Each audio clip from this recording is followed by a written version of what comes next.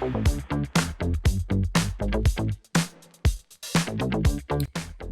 to another episode of Natural Mojo. My name is Pamela Sylvan, your host, and also known as the Mojo Maker.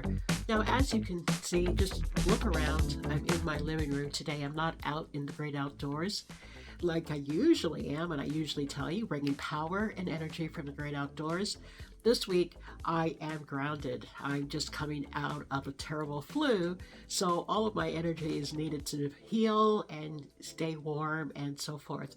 And it wasn't what I expected, of course, and I'm missing all of that wonderful outdoorsiness and nature and the trees and all the things I've come to love and count on to keep me going and to energize me and to spiral me up. But we'll do the best we can with what we've got, right? So anyways, today's episode is all about expectation and how we trip ourselves up with what we come to expect from life. Now, when it comes to expectation, if you're anything like me, a lot of my expectations about who I am and life at large were hand-grown and given to me. It was handed over to me. It wasn't anything that I came up with myself. Now, if you come through a family like we all have, and you have handlers that, like your parents and such, that took care of you, your expectations were something that you didn't think much about. You did what those before you did, that your siblings did, that your inner circle did. And you didn't really have much choice. Many families expect those coming behind to follow suit and go through even their same halls of education, whether they're going to the same alma maters or heading through to the same type of careers, whether it be doctors or lawyers or accountants or shopkeepers or what have you. We don't even really question our path. It is just prescribed and dished out, and we swallow without even thinking about it. But something happens along the way. Specifically, it happened for me. I checked off all the check marks, all the boxes. I checked off all the boxes along the way. You know, you went and you got your education and you graduated, and I did a wonderful job doing that. Then you went on to get married, and then you bought a house, and then you had a child, and you did all those things that you saw other people doing. And then one day there was this sort of unsettled feeling that I was dealing with, and I couldn't understand why. You know, I had everything. I had everything I aspired to, per se. I mean, I didn't reach the top echelon in my career, but I wasn't doing too bad. I had my own office in a corporate setting. So to me, I had done quite well. And I was even had a great dressing room in my home, a dressing room, a whole room the size of someone's bedroom. It had a door, it had cupboards and closets, it even had a sink and a window in this dressing room. And all that lived in this dressing room are my clothes and my accessories and handbags and shoes and so forth. But I was still feeling this thing. I couldn't even articulate what the thing was. I was just feeling more and more unsettled about my life. I met the expectations, didn't I? Based on the script. I was running the expectations very close to script, but I wasn't happy. And I had come to recognize much later on that my life wasn't my own. It was someone's idea of how I should live my life. And I'm sure a lot of you have that going on. You don't even recognize yourselves in the story that you're living. It wasn't your idea. Now, don't get me wrong. When it comes to expectations, of course, our families and our parents want the best for us. I want the best for my child.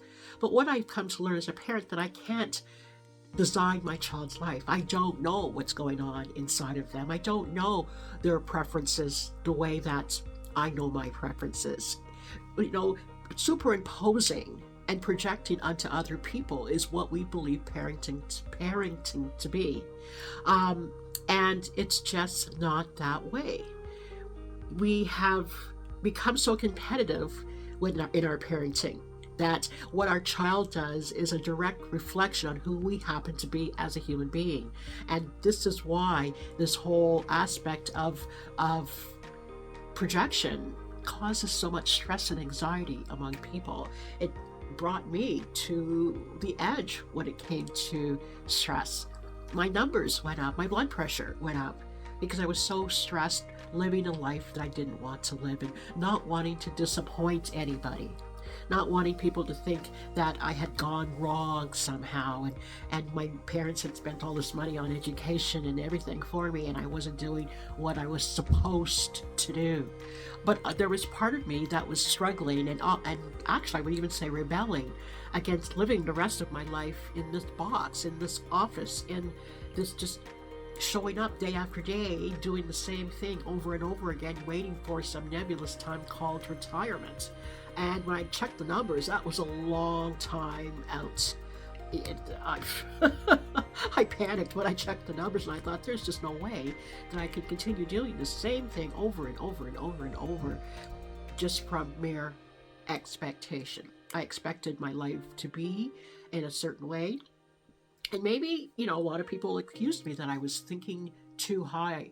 I was grasping for too much. But what else have I had to do? Isn't that what life is supposed to do? To see that you're made of, to see what metal you're made of, how far you can go, as opposed to here's your box, climb in, pull the lid down, and there you stay until they pull you out and throw you in another box. And isn't that how people live their lives? Well, I wasn't prepared to do that. I rebelled. I just pushed out and I said no. And that's a whole other story. There's just no time for it here. But needless to say, I made another choice. I made a new choice because for me, I had to choose. Again, our parents are responsible to get us to a certain age. They're responsible to feed and clothe and house us and to maintain our health until we, as adults, can go out into the world, strike out into the world on our own and start making our own choices and start making our own mistakes. And as parents, I know we want to sort of cushion our children from the foibles of life, but that's not how they learn and grow into healthy, thriving adults. Okay, so anyways, when it comes to expectation, I really believe that most of us are our worst enemies when it comes to that. How are you setting yourself up when it comes to the expectation of how life is and what you need to be doing with your life? And I know a lot of people would rather continue living a life of quiet desperation than to sit down quietly and spend time thinking about some choices that they can make differently. Now, I get it. Nobody wants to go out into the great unknown and upset their comfortable apple cart, even if it's unhappy. Better the devil you know than the devil you don't know. That's a popular saying when people are trying to make choices and are continue choosing the same thing over and over again only because they are familiar with it. A lot of people stay in bad situations only because it's familiar to do so. There's a sense of ease and comfort by staying in a place that's not even good for you. So I wasn't prepared to do that any longer. Not that my situation was terribly awful or anything like that, but I knew that there was more that I can do with myself and do with my mind and my creativity, that I was brought into this life for a specific reason and purpose, and it wasn't to do what it is I was doing. And let me tell you something, that position that I left one day, it doesn't even exist anymore. The company has gone away and folded and gone back to where they came from. So who I was doesn't even exist anymore, to be honest with you. So it's a good thing that I pulled out before I was kicked out. And a lot of people stay until those unfortunate circumstances occur. I just knew before that it was time to go. Do you not feel that call on your heart? Do you not feel that trembling in your heart and in your mind and in your soul? Of course you do, but you distract yourself away from it because it's too frightening for you. And the reason that it's frightening is you don't know what to do about it. You don't know how to think it through. You don't know how to organize a plan or a system to get yourself to where you're going. And it's too scary, especially if you can't find anybody that's done what you would like to do. Who is going to help mentor you through to the end? But you don't have to find someone that's specifically doing what you want to do. What you need to find are others that have the courage and the temerity to say yes to who they are, to say yes to their power, and who found the courage to step out into the unknown. A lot of people are wanting everything to be laid out perfectly with 100% guarantees snapped on both ends of their life, and that just can't be. That just, how do you really want to live a life knowing every step of the way? Well, to me, I might as well dig the hole and jump in now. There's nothing to live for at that point. If everything is guaranteed, I know what tomorrow is going to be. Yet that's how we try to set up our lives. We want to ensure that we know every little pace of the game before we take that first step. And life is designed differently. Life is designed for you to take the first step, and the next step unfolds. And then you take that step, and then the next step unfolds. And then something happens unexpectedly, and then what looks like a problem pops up, and you need to spend a moment to solve that problem before you can make the next step. It sounds like a board game, doesn't it? Where you have to go through the traps and find the solutions and pay the price, and before you can pass, go and collect 200.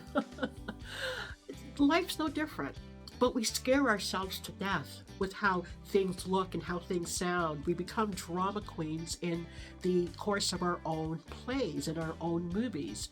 We be the stars, of course. And a lot of those reactions we see, we emulate from what we see coming from other people, usually on TV or something like that. And it has nothing to do with how one could choose to react to bad news or bad situations or reports of illness or even death, right? Not your own, of course. At that point, you won't be reacting. It'll be game over. But I just want you to see how we can think differently about the life that we are living, and that our expectations can be managed. The only expectation one should have every day is that you are able to slide off the bed, stand upright, and make the next step. What next step, you might be wondering? Well, there it is. The plan that one makes for their life to unfold. You know, I have a plan. I don't know how it's going to specifically look at the end of the week, the month, the year, 10 years, so forth, but I know the way I'm going. Because when I have the way forward, it really lessens down on what I pay attention to or what distracts me away. If what comes in front of me next doesn't align to the plan, I get to choose. Now, I can still choose to be distracted, of course, and sometimes I do get distracted, but I say no more often than I did before. And it's practice, and it's discipline, and it's focus. It's intentionality, if you will. And most people don't have that intentionality cooked in to their lives. They just go with whatever seems to be the answer at the time. There was no thought put into their lives. Their parents plugged them into a system called education, and they were pulled out at the other end, and they're living their lives accordingly. I was one of those people. Now, nothing was wrong with that. My parents didn't do anything sinister. Your parents didn't do anything sinister. But is that the whole and entirety of your life? Do you not feel that you were meant for more? And I don't mean that you have to go and solve the mysteries of life. Maybe more simply might mean that you help create a new center of creativity in your community for young people, or maybe you become the best parents ever and you're taking courses to help your children bloom, or whatever. You know, these big aspirations don't always have to be about solving the problems of the world, because you can't solve the problems of the world. The world doesn't want you to solve its problems. The world is asking you to solve yours. And in solving your problems, that's how you then begin to plug into solving the bigger problems for a greater amount of people. But first, it begins with you having the courage to handle the expectations that are keeping you back. The only expectation that you should have of yourself, that you're saying yes to your dreams and yes to your vision, and that you're going to set up and design sets of plans and systematize your way forward every day. And some days you'll get sick. I've been off sick for 7 days, but I have a plan that once my energy comes back into my body, I'm back on plan. I'm back on task. I have something to look forward to. I have something to live for. And I think that's a big issue for a lot of people who are either in anxiety or depression. And I know not all depressed people have this problem. A lot of it is other reasons too, so please don't hold me to that. But a lot of it, I think, too, is lack of direction, lack of focus. Their energy is scattered all over the place. They're here, they're there, they're everywhere. And I know I was one of those people. Okay, so you sit down and really start choosing for your life going forward, especially if you're at a certain age. For those of you that are Now, when you're middle-aged like I am, time is of the essence, right? And the less that you choose, the more life will choose for you, and you're not going to like what happens at that point. Okay? So expect the best for yourself, but start choosing how to vision and plan and move forward. That should be the only expectation you have at this point. Okay? So at this point, I'm going to invite you to visit me on my website at PAMELASYLVAN.com. And, just take a look around. There's an ebook there that download, and you're on the list for all the wonderful things that I share continually with my audience and my members. And that's all I really desire for you, is to really take a look at this beautiful thing called your life. And don't waste it. Don't just let it drift away into nothingness and pure distraction and unhappiness the way that a lot of people have. Okay? And let's stay in touch. Until next time. Bye-bye.